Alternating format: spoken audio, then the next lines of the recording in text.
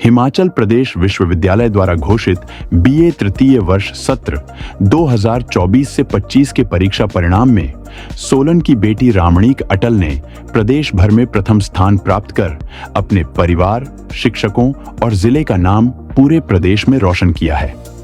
रामणीक ने 3 वर्षों की पढ़ाई में लगातार उत्कृष्ट प्रदर्शन किया और कड़ी मेहनत, अनुशासन तथा आत्मविश्वास के बलबूते यह मुकाम हासिल किया।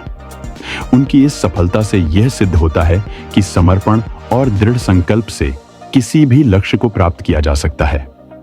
रामणीक की इस उपलब्धि से उनके शिक्षण संस्थान में भी हर्ष का माहौल है। कॉलेज प्रबंधन और शिक्षकों ने उनके उज्जवल भविष्य की कामना करते हुए कहा कि रामणीक आने वाले समय में प्रदेश की बेटियों के लिए एक प्रेरणा बनेंगी। मेरे एग्रीगेट में 2400 में से 2091 मार्क्स हैं, एग्रीगेट ऑफ 3 इयर्स, और इसकी CGPA 8.99 है। इसके बाद सर मैं MSc इन ज्योग्राफी परस्यू करूंगी और उसी के साथ UPSC की तैयारी पैरेलल में होगी।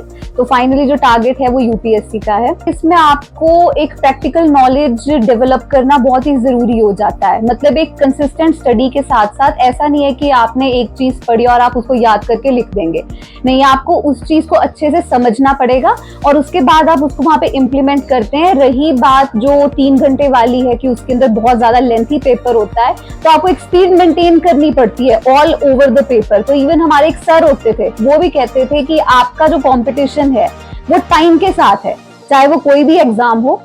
तो इसीलिए एक स्पीड आपको मेंटेन करनी पड़ती है। उसमें आपको जितना आता है आपने उसको उस चीज को रिप्रोड्यूस करना है। और इस सफर में वैसे सर हेल्प तो घर से लेके कॉलेज तक सबने की है। मेरे पेरेंट्स, मेरे भाई और मेरे रिलेटिव्स, इवन मेरे टीचर्स प्रोफेसर निवेदिता पाठक, डॉक्टर नेकराम कश्यप जी और मेरे जो कॉलेज के फ्रेंड्स हैं, उनका बहुत ज्यादा सपोर्ट रहा है।